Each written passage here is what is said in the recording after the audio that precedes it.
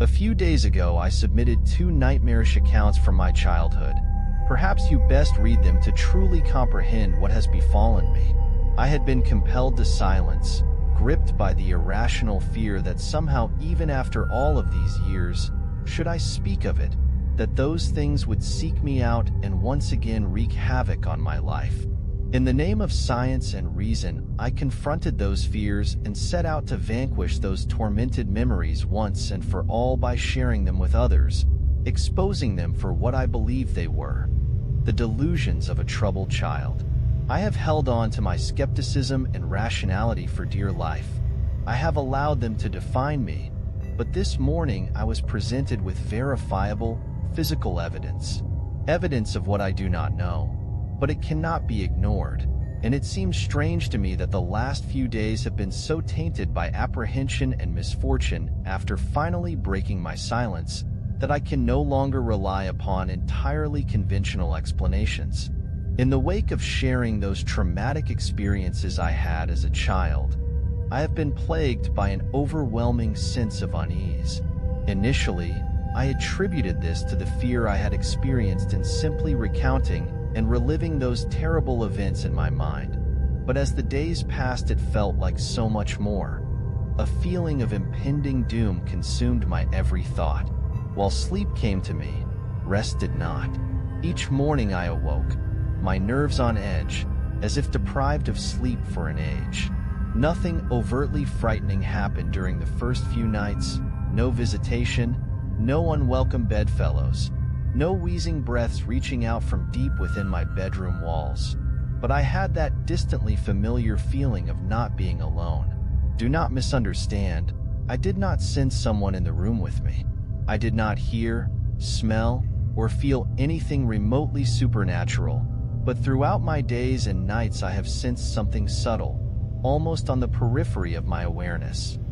The feeling that something is on its way, something is coming, like the first few stagnant blasts of air from a subway tunnel, heralding the arrival of a lurching, unstoppable monstrosity.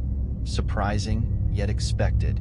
My sense of unease grew with each passing day, pushing its way under my skin, deep into my mind like some form of cancerous infection. I tried to focus my attention on various writing projects in a vain attempt to fill my mind up to the brim with other thoughts, hopefully leaving no room for those contaminated memories.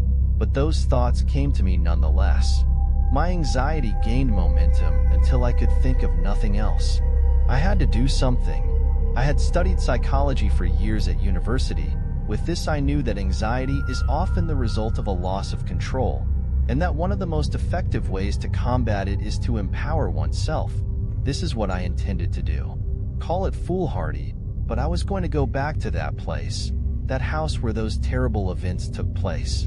I was going to confront those memories and expose them for what they were. Nonsense. It was an hour's drive to my old home, but it was one filled with elation. I was confident, at ease, happy. I was in control now, and nothing was going to get in my way from showing that the place I had feared my entire life was nothing but an average, humdrum, harmless little suburban house. Gleefully negotiating the country roads and then motorway, finally I made it to the city. Gradually the streets began to take on a familiar appearance. Memories of playing in that neighborhood came flooding back to me. A play park with my favorite slide, an ash pitch where we used to play football, my schoolyard filled with hide and seek and friendships long since abandoned, but never forgotten. My mind wandered through those memories like a prodigal son walking home. Wandered so much so that before I realized it, I was pulling into the street where I had once lived. The road was long and disappeared far into the distance, finally entering into a sharp, blind turn. It was an old neighborhood and had been planned and built long before the advent of the car. This was evident by the narrowness of its roads, creating a strangely claustrophobic feeling, as if the houses on each side rose up, leering at passers-by. I slowed my speed and cast my eye over each house that I passed. It was a uniform place, with every house looking not dissimilar. My heart suddenly began to beat faster as a cold chill crawled up my spine. There was the house. It was late afternoon and the street was quiet, almost lonely. I stared at that little place, wondering how such an ordinary home could have instilled so much fear in me. I had initially intended to only look at the house from afar, confirming it to me as a material construction entirely explicable and removed from anything uncanny. But as I parked, I took a deep breath, and before I knew it, I was out of my car, walking towards that old, metallic gate. Its once bright floral shapes now darkened by aged, flaking deep green paint, revealing nothing but rust beneath. I ran my fingers over its uneven top, and with a subtle gasp, I pushed it open. Walking along the path, I was shocked at how disused the garden was. I thought to myself how much of a waste of a good lawn it was, which was all but obscured by a thick mosaic of weeds and other invasive species. But as I neared the house, I realized why. It was unoccupied. Once again a shudder crept through me, but as my anxiety rose up, I crushed it with my rational mantra. The simplest of explanations is usually the correct one. I assumed that due to the current economic climate that the house had probably just been on the market for some time, and that the owner wasn't too aware of the old sentiment that the first bite is with the eye. But as I looked around, I could see no for sale sign, nor one to let.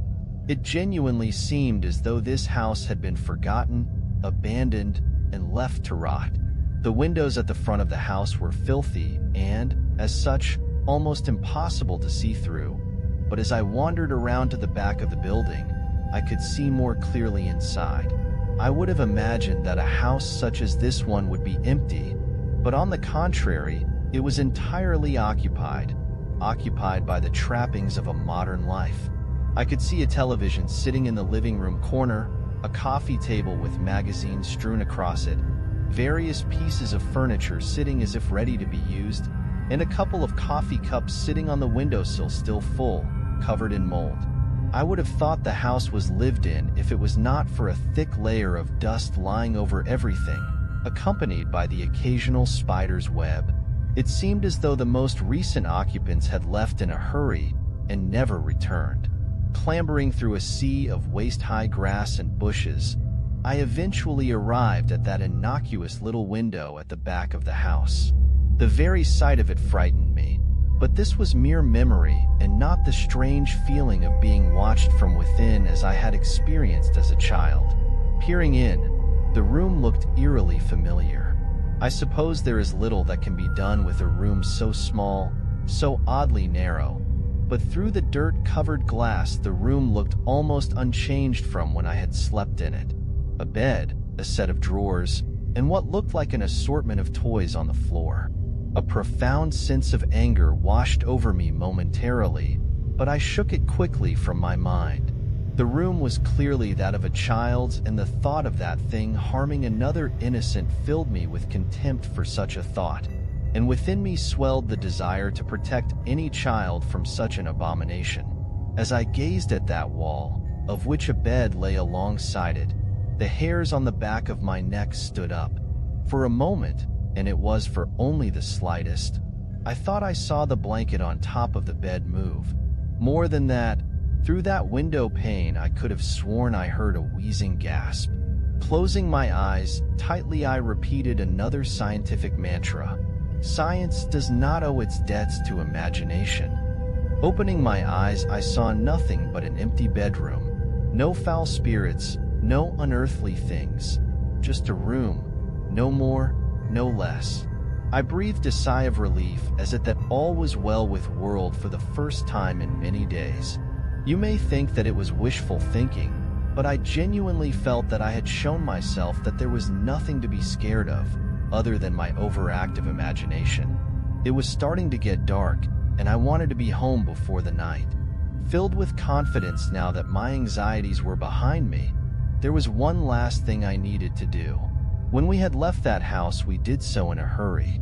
As a child, it was disorientating, even frightening to leave everything I knew behind. But there was one thing left which I always wondered about. At the bottom of the garden stood a sycamore tree which looked to be even older than the house. I was amazed at how unchanged it was. I had grown up, gone on to pastures new, but the old sycamore still stood, wise, warm, almost friendly in its appearance. I think it's a rites of passage for any child to have a place to hide things. It's often their first experience with independence, something removed from any authority figure. For me, my stash was halfway up the old sycamore. I'm sure I must have looked like a fool, but I happily and gleefully climbed the tree with abandon. The configuration of the branches had changed in places, but overall the happy memories of playing amongst the limbs of the old sycamore, of having a little piece of the world to myself away from everyone else, seemed vivid, as it was remarkable how much remained unchanged. Halfway up, I caught my breath and smiled to myself. In the central trunk of the tree lay a hollow. Whether it had been created by an animal, or perhaps the tug of a gale on a weakened branch long ago, I do not know, but it was where I kept things. If I found something which I was sure would be taken from me for being inappropriate, into the hollow it would go. The truth is, though, that the majority of the items inside were not very interesting, mostly just toys and rarely exotic pieces of contraband like a slingshot or some smoke bombs. I had no reason to hide the toys, but when I was young it felt adventurous to have a secret. The hollow was dark and filled halfway with rotting leaves, no doubt deposited there from countless autumns. Nevertheless, I reached deep inside to see what remained. I couldn't believe it. I had found a toy that I had hidden there before we moved, all those years ago. I could feel the plastic in my hand, its sharp edges unmistakable, but the leaves and darkness of the hollow obscured its view from me as I struggled to remove it from the thick, wet mixture of rotting leaves and rainwater. It seemed to be caught amongst a collection of small twigs.